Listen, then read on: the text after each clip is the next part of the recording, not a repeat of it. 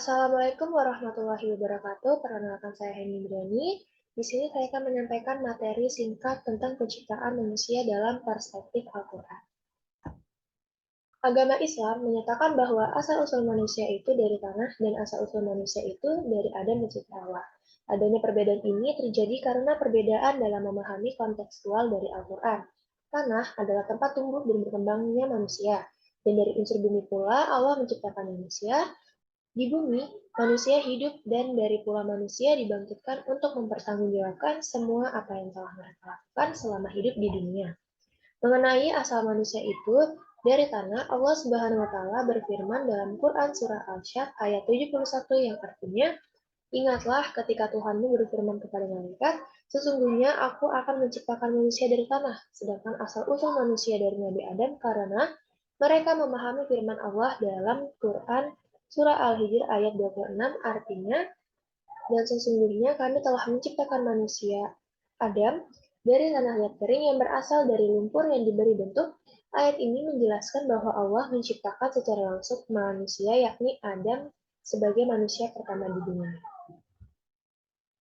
Penciptaan Adam alaihissalam dan keturunannya. Dalam Al-Quran, Allah Subhanahu wa Ta'ala menciptakan Adam alaihissalam untuk pertama kali dalam jenis manusia. Setelah itu, Allah ciptakan dari tulang sulbi Adam alaihissalam, istrinya. Dari keduanya, Adam dan istrinya, Allah perkembangbiakan manusia laki-laki dan perempuan. Hingga saat ini, hal ini diterangkan dalam surah An-Nisa nomor 3 ayat pertama. Hai sekalian manusia, bertakwalah kepada Tuhanmu yang telah menciptakan kamu dari diri yang satu, dan daripadanya Allah menciptakan istrinya, dan daripada keduanya Allah memperkembangbiakan laki-laki dan perempuan yang banyak, dan bertakwalah kepada Allah yang dengan mempergunakan namanya, kamu saling meminta satu sama lain dan peliharalah hubungan silaturahmi. Sesungguhnya Allah selalu menjaga dan mengawasi kamu. Bersikaplah yang baik kepada wanita, karena wanita diciptakan dari tulang rusuk, dan tulang rusuk yang paling bengkok adalah bagian yang paling atas. Jika kalian luruskan dengan keras, akan patah. Sebaliknya, jika kalian biarkan, akan selalu bengkok. Penciptaan manusia dari tanah. Allah menerangkan bahwa penciptaan manusia ditampilkan di dalam Al-Quran sebagai wujud yang amat erat berkaitan dengan tanah, di mana Allah menegaskan bahwa manusia diciptakan dari tanah dan akan dikembalikan pula ke tanah. Dalam kitab Sunnah Tirmizi terdapat sebuah hadis yang menjelaskan bagaimana Allah Subhanahu wa taala menciptakan Adam alaihissalam. Rasulullah Shallallahu alaihi wasallam bersabda, "Sesungguhnya Allah menciptakan Adam dari segenggaman tanah yang Allah genggam dari semua penjuru bumi, maka anak cucu Adam datang tercipta sesuai dengan kadar bumi. Di antara mereka ada yang tercipta dalam keadaan berkulit merah, putih, dan hitam, atau antara itu semua. Di antara mereka ada yang lembut, keras, buruk perangainya, dan baik perangainya." Kemudian dari reproduksi manusia. Al-Quran mengisyaratkan bahwa sperma dihasilkan dari antara tulang sulbi laki-laki dan ovum dihasilkan dari tulang dada wanita. Berikut ini kutipan yang penulis dapatkan dalam buku paket. Testis atau buah zakar adalah bagian dari organ reproduksi pria terletak di bawah penis dalam skrotum atau kantung zakar. Pria ini memiliki sepasang testis yang berbentuk oval berada di kiri dan kanan untuk memproduksi sperma. Kemudian, tahapan perkembangan manusia di dalam rahim. Tahapan pertama yaitu dari pembentukan manusia dalam rahim, yaitu dimulai dengan bercampurnya sel sperma dan sel ovum. Hal ini dijelaskan dalam surat Al-Nisa nomor 76 ayat 2. Sesungguhnya kami telah menciptakan manusia dari tetes mani yang bercampur yang kami hendak mengujinya dengan perintah dan larangannya. Karena itu kami jadikan dia mendengar dan melihat. Al-Tabari menjelaskan makna nutfah dalam ayat ini, yaitu dari air laki-laki atau sperma dan air perempuan atau ovum. Kemudian amsyas, menurut beliau adalah akhlak bercampur antara sel sperma dan sel ovum. Sementara Ibnu Katsir mengutip pernyataan Ibnu Abbas dari tafsir min nutfatin amsyas, yaitu berkumpul dan bercampurnya antara sperma dan ovum, dan kemudian berpindah tahap demi tahap dari satu keadaan ke keadaan lain, dari warna ke warna lainnya. Kemudian proses selanjutnya setelah sel sperma dan ovum bercampur dan terpadu, maka terbentuklah segumpal darah sebagaimana diterangkan dalam surat Al-Qiyamah ayat 30 sampai 39. Proses yang lebih rinci terdapat dalam surah Al-Mu'minun nomor 23 ayat 12 sampai 14. Dan sesungguhnya kami telah menciptakan manusia dari suatu saripati atau berasal dari tanah. Kemudian kami jadikan saripati itu air mani yang disimpan dalam tempat yang kokoh atau rahim.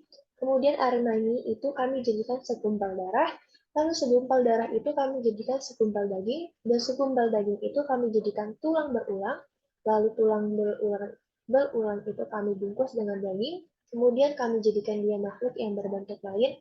Maka Maha Suci Allah, pencipta yang paling baik.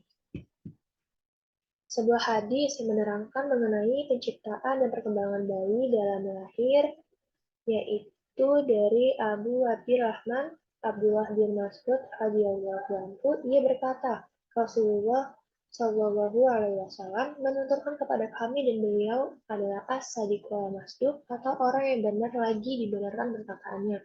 Beliau bersabda, sesungguhnya seorang dari kalian dikumpulkan penciptaannya dalam perut ibunya selama 40 hari dalam bentuk nutfah, kata bersatunya sperma dengan ovum, kemudian menjadi halakah atau segumpal darah, seperti itu pula kemudian menjadi mudghah atau segumpal daging, seperti itu pula kemudian seorang malaikat diutus kepadanya untuk meniupkan roh di dalamnya dan diperintahkan untuk menulis 4 hal, yaitu menuliskan rezekinya, ajalnya, amalnya, dan celaka atau bahagianya.